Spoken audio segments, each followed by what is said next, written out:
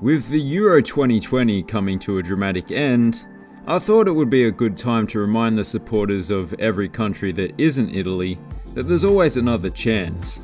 And you'll only have to wait 3 years rather than 4.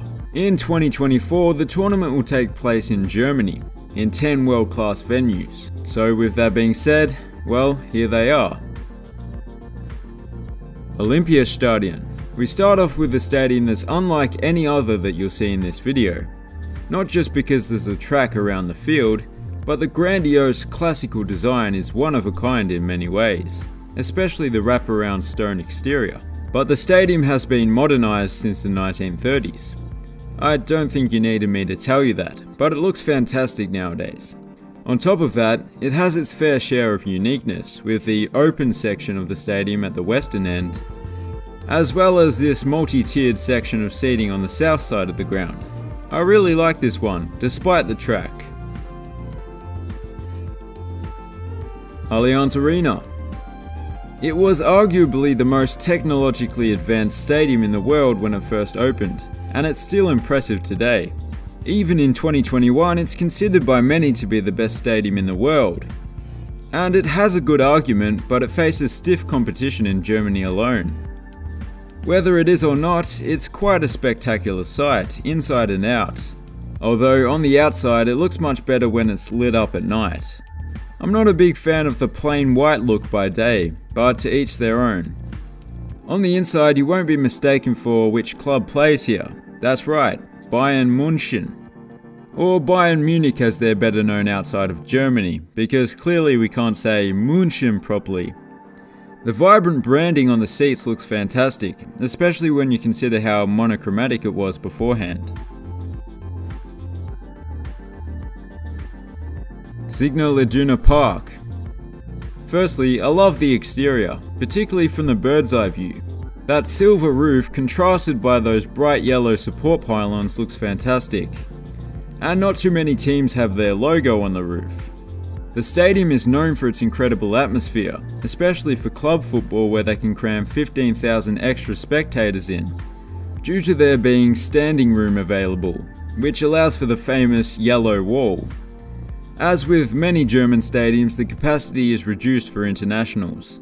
In this instance, the terracing is converted into seating, so it's not quite the same as when Borussia Dortmund are playing. But nonetheless, it remains a magnificent theatre of football. Veltins Arena. It's not one of my favourite exteriors going round, but I do like the plentiful use of glass lower down. And the stadium has some very unique features. You may have noticed the retractable roof up top, but it also has a field that can roll in and out of the stadium. And if I'm not mistaken, it's one of only 2 stadiums in Europe with a retractable roof and a retractable field.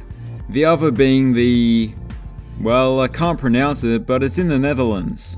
Don't watch my NFL video where I claim that this stadium is the only stadium in the world with these 2 features. It's the only stadium in the world with a retractable roof as well. Idiot.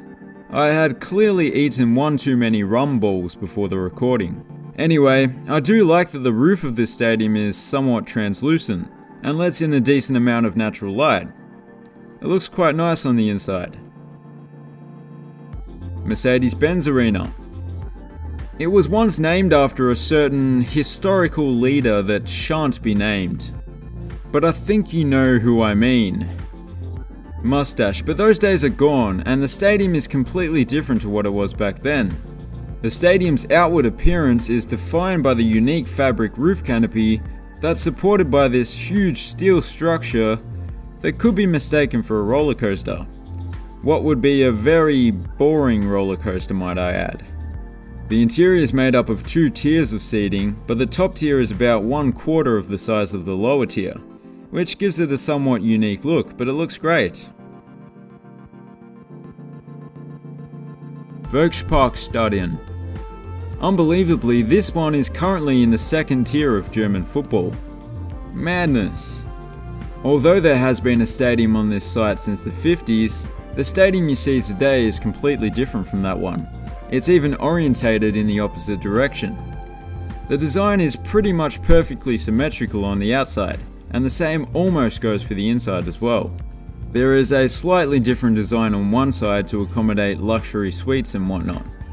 It's not the prettiest of stadiums, but it certainly gets the job done. And fortresses aren't supposed to be pretty, so why should the Fortress of Hamburger be any different? Why is the name of that football team making me hungry? Merkur Arena.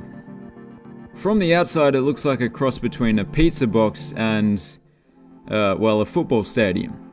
It too has a retractable roof, as you may have noticed, which is convenient for when the rain comes, but if you're planning on visiting Germany in 2024, what's even more convenient is the public transport. That's the train station right there. Any closer than that and you'll have a Houston Astros situation where the train is inside the stadium. Speaking of the inside, it's very vibrant. The mosaic seating reminds me of M&M's or Skittles. Man, too many food references in this video. Unfortunately, unlike Velton's arena, the roof is not translucent. So if it is shut in the daytime, you won't be able to tell that it's daytime, except for the windows. Rhein Energy Stadion. Just like the Hamburger Fortress, it's a fairly new stadium that was built on the site of a much older and completely different stadium. I've said it before, but I love the way the roof is held up. You have the towers in each corner with the suspension bridge style cables that run between them. Paint it red and you have the Golden Gate Bridge, which is ironic come to think of it. The facade is also quite unique. It's a grid pattern of sorts. It looks alright. On the inside, it's a fairly elegant classic football stadium design, with 4 distinct sides of the ground rather than a bowl, although the corners are filled in on the lower tier. It looks fantastic. Deutsche Bank Park. Yet another stadium with a retractable roof, but this one is completely different. It's made up of a fabric membrane that slides along cables and folds itself into the 4-sided video screen that hovers above the field. I love that design. The roof also lets in plenty of light, and even when it's closed, it allows for a good amount of airflow. This design was replicated in the form of Romania's national stadium that hosted matches at this year's tournament. But Deutsche Bank Park is a bit smaller and a lot more toned down on the inside, but a lot of people would prefer that. Those navy blue seats do look quite nice. Red Bull Arena. Just like the last one, it too has a clone in another part of Europe. This time it's in Portugal. But one thing that I doubt any other stadium in the world can lay claim to is that it was literally built on top of an old stadium. They didn't even level the earth or anything. You can see the remaining structure of the old stadium, minus the concrete. That's very cool. That was the old Zentralstadion, built back when East Germany was a thing. It's the only one of these stadiums that's located in what was formerly East Germany. The interior is very nice. I always appreciate having a considerable gap between the top of the seating and the roof canopy. It makes it feel like you're sitting outdoors rather than in a building. So those were the stadiums for the Euro 2024. Who's gonna take the title? Is football coming home? Is football staying in Rome? Or is football coming to Cologne? Who knows? If you enjoyed the video, please consider subscribing. Thanks for watching, have a good one.